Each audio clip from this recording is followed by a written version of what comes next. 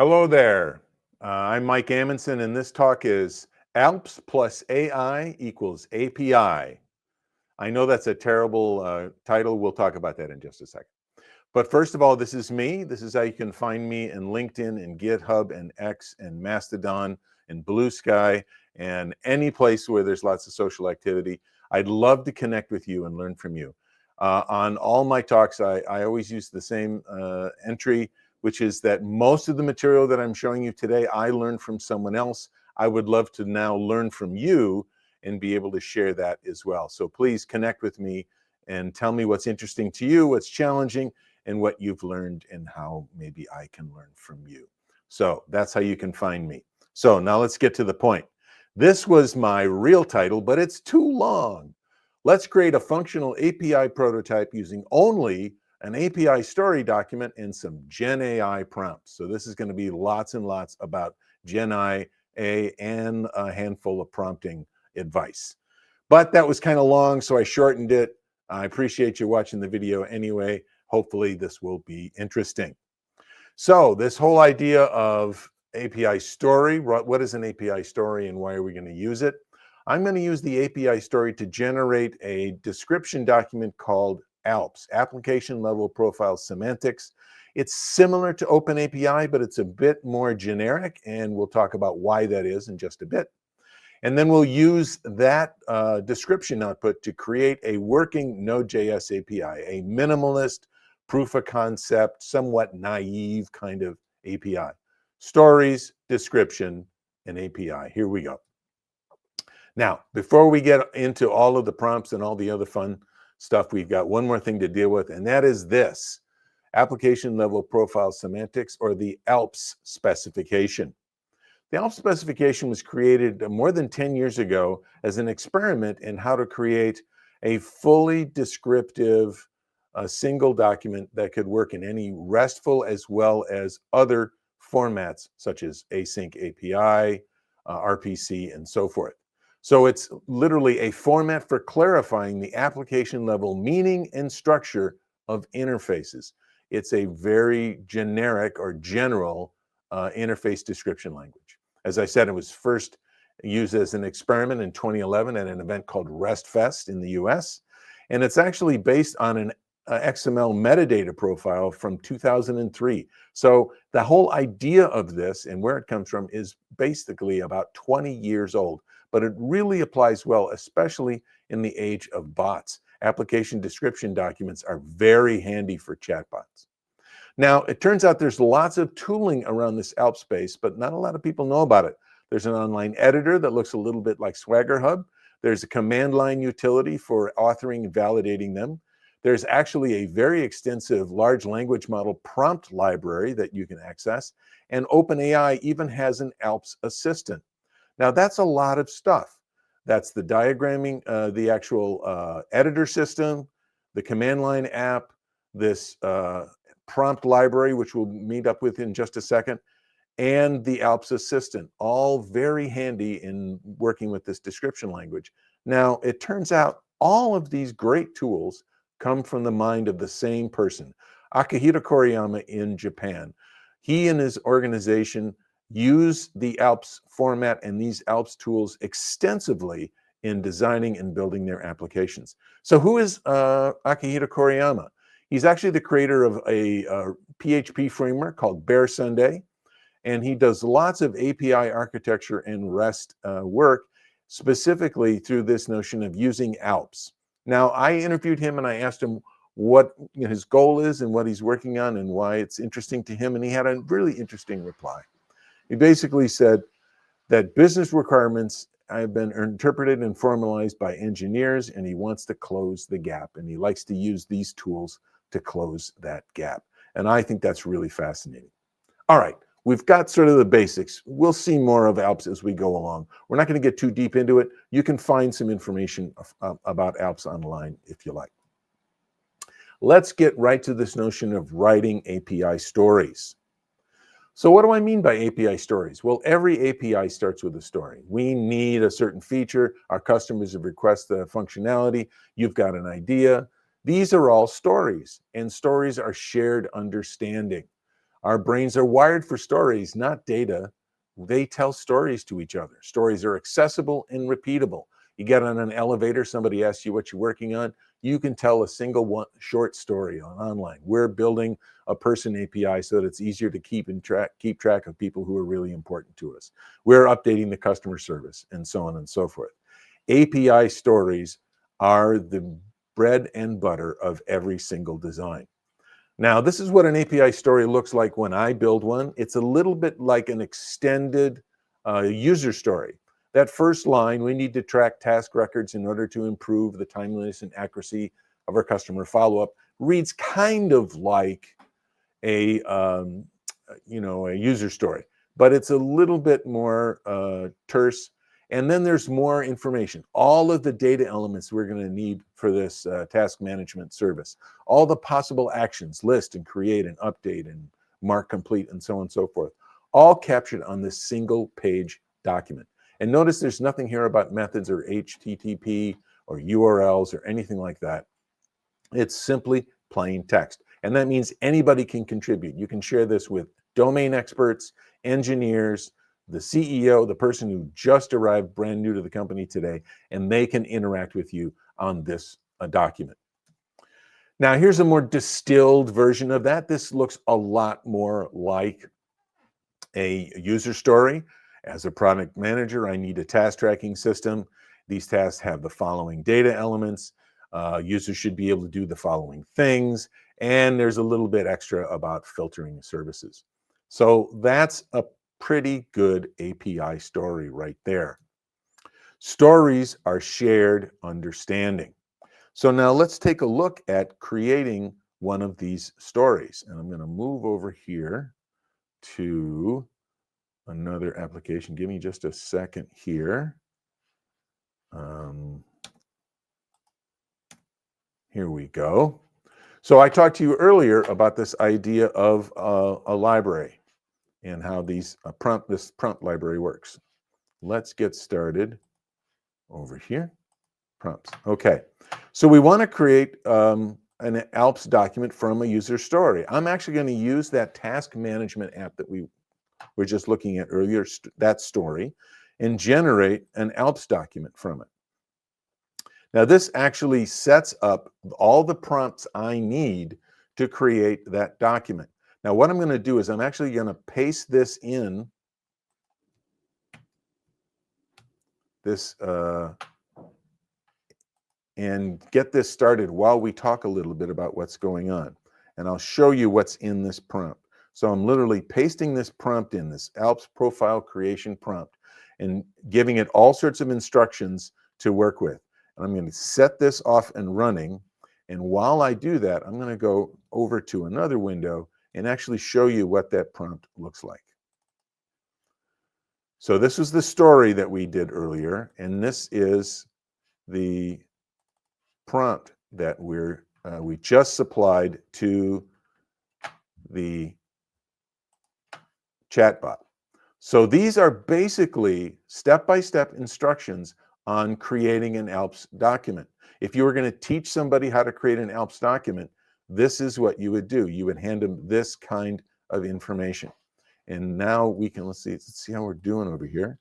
Okay, so it is actually now generating a complete ALPS document for us right now. So this is the first step in the process. This can also be converted, by the way, into an open API document. If you wanted to go directly to a RESTful format rather than a more generic format, you can do that as well. Now, this takes a little bit of time. I'm going to go ahead and move on. We'll use this in just a minute when we continue on with our project. All right, let's keep going. So we're building that ALPS description document now. We're converting that user story into a prompt. We pass that prompt to generate that document, and that's halfway through the story. We're also going to apply a review to make sure that the process is gone correctly, and then we'll even load that document into our editor to make sure that it's working properly. So let me go ahead and show you what that looks like here too in just a second. Let's see if we've got, is it done yet? Yes, it's done. So let's go ahead and move on to the next step. This is our editor. This is how we're actually going to validate our output here. I'm going to copy that output from the LLM into the visual editor, and it's going to show us that it is a valid document. So it knows how to go from a list to tasks, all these particular actions, and how to manage users. And it's generating all the basic information about what a task object looks like and what the task list can do. It's got objects and actions. All of this material here is set and ready to go. So we have validated that we've got the proper user story done. So we went through the process of creating this user story. We then created a prompt to get us to start creating our ALPS document. Then we went to the ALPS assistant, we pasted it in, and we actually can also do a validation. Because of time, I'm going to skip this validation step, but it's included in the repo that I'm going to share with you at the end. It's always a good idea to validate with the assistant. And then we actually got the Open API document we're looking for. And this looks a lot like, not Open API, but the ALPS document, which looks a lot like Open API. And that's make sure that everything is up and running. Now, let's move on to the next step. We've described the design, but we have yet to actually create the implementation. And that's the next step in our process here. So let's create that Node API. So what we want to do is we want to get the GenAI to read the ALPS document and then create a simple Node.js application. So the API design description, that ALPS document, becomes our map, our little navigational process for creating the working API. And we're going to focus on a proof of concept API. We're not working on production code. This is just for sharing and testing. Remember, what stories let us do is say we want to describe something, and we can quickly turn that into some working code just to see if it works, if it's a good idea, if we like the way it behaves. This is not going to be production level at all, but it's going to be a great way to get a prototype up and running. Now, to do that, I'm going to need to give it a couple of things. Remember, there were some notes that we gave the LLM about how to describe an ALPS document. I need to give that same information along with our output in order to describe how to do an API. So I'm going to do the same thing here. I'm going to move to our chat window. And here's what I'm going to do. I'm actually going to give it a couple of things.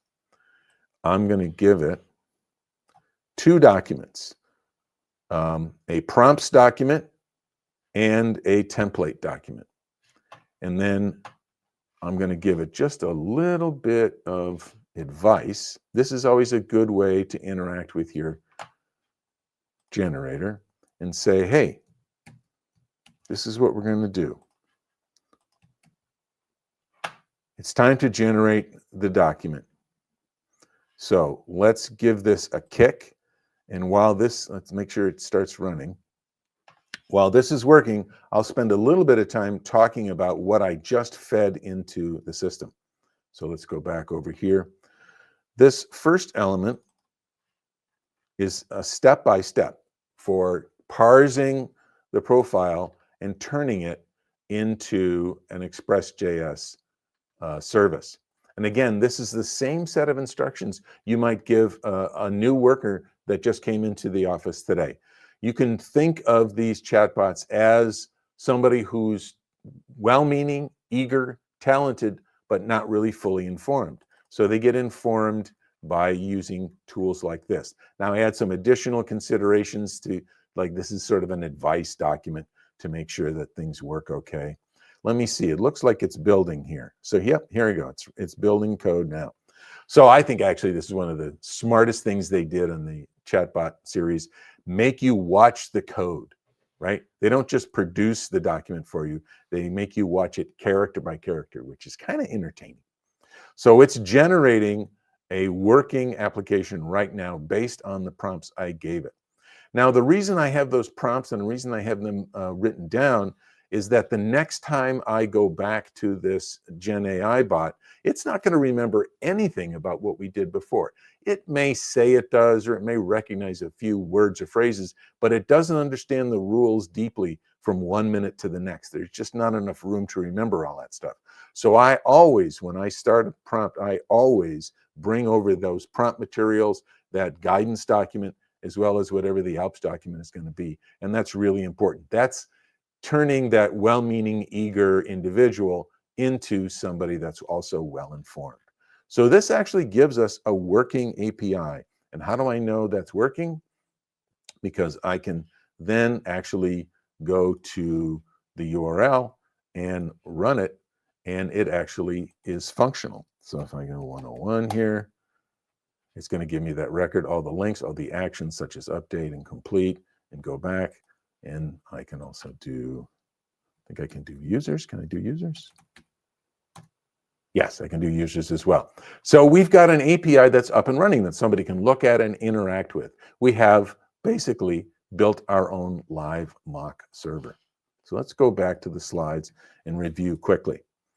So we created this API, we checked it out, and we ran it, and we made sure that it actually works. We've got working code and a rough consensus about what that API could look like.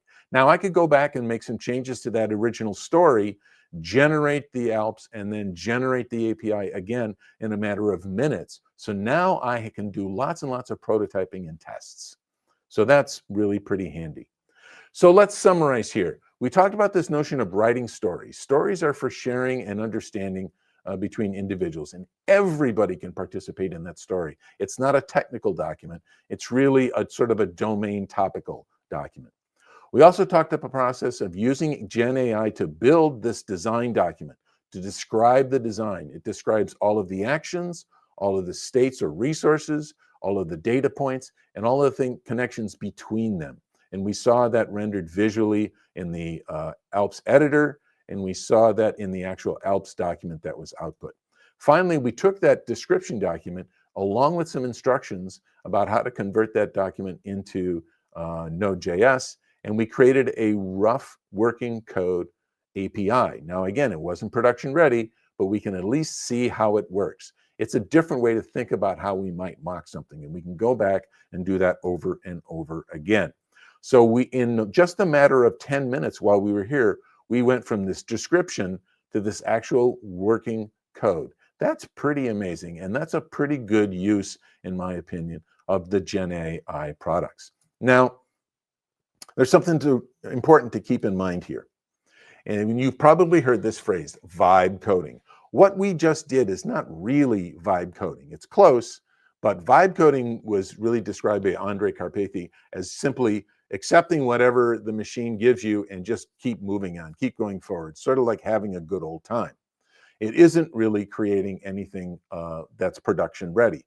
And how do we know this? Because Andrej, in February, after inventing this vibe coding phrase, actually worked on a project to use GenAI to create a production application. It was called the menu generator. And this was his quote after his experience in trying to get GenAI to create production-ready code. Basically, it's messy and not a good idea for anything of actual importance. And that's a good thing to keep in mind. What we're doing here are creating prototypes. We're not trying to create production applications. So all the material, excuse me, all the material that I showed you is at this repo. And you can see walkthrough instructions on how to use this. And this can give you some ideas about how you can create your own customized generator process to turn stories or text documents into descriptions like ALPS or OpenAPI or Async API, and then eventually into working code. So I hope this has been interesting. I thank you very much for your time, and I hope to see you again sometime soon.